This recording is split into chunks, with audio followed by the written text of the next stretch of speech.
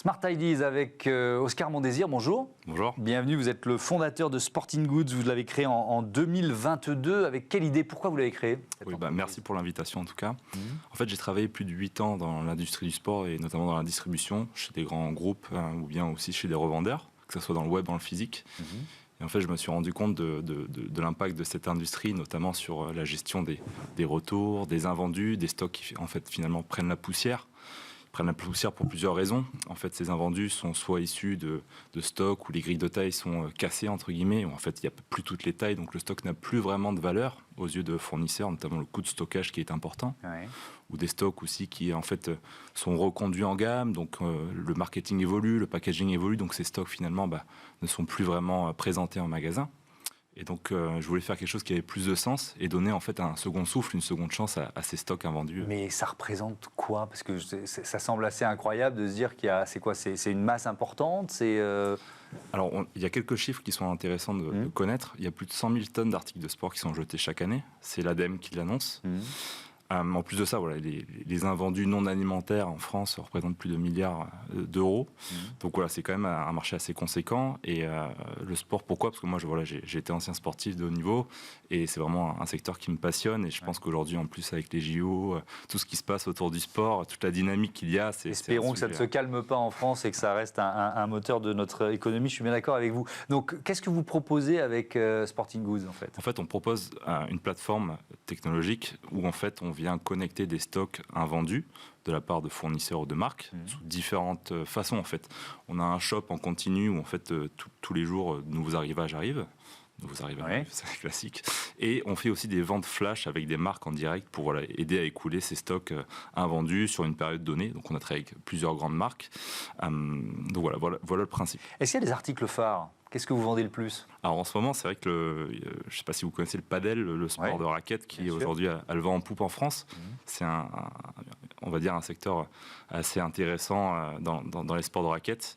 Donc voilà, on vend des raquettes. Alors si j'achète une raquette de padel chez vous, parce que je m'y suis mis, elle va être quoi? Beaucoup moins chère, 50% moins chère, 30% moins chère? C'est quoi l'ordre de prix? Ça doit dépendre des articles, j'imagine. Ça dépend des marques, des articles, mais en fait, on peut proposer jusqu'à 50% de remise.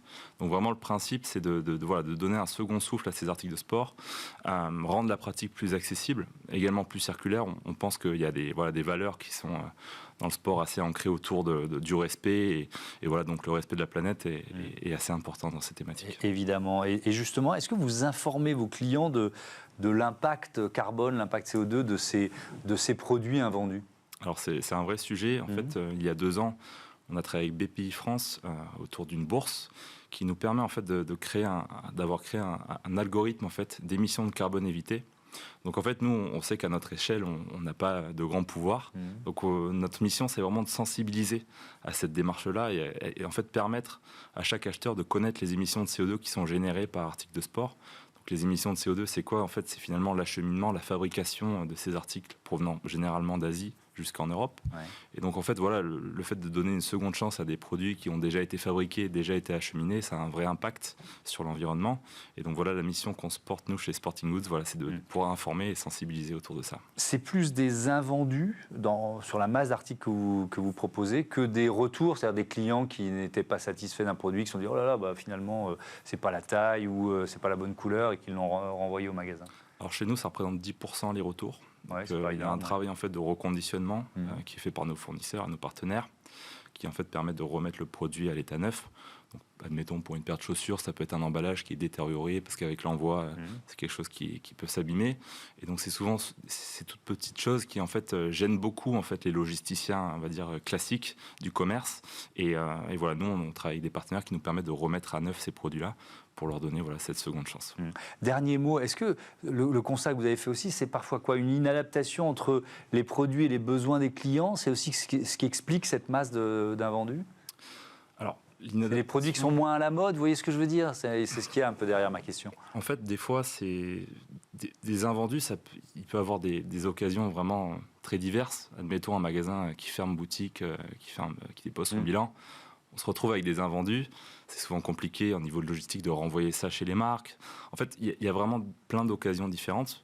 Nous, en fait, ce qu'on aimerait développer à l'avenir, c'est une plateforme en fait pour les marques qui puissent permettre, lorsqu'ils le souhaitent, connecter des stocks et gérer leur tarification, et qu'on puisse en fait devenir juste un intermédiaire et en fait voilà de pouvoir se spécialiser sur les stocks invendus, créer cette communauté autour de ça, sensibiliser nos acheteurs et puis continuer sur cette bonne voie. Merci beaucoup Oscar Mondésir et bon vent à Sporting Goods. Voilà, c'est la fin de ce numéro de Smart Impact. Merci à toutes et à tous de votre fidélité. À demain.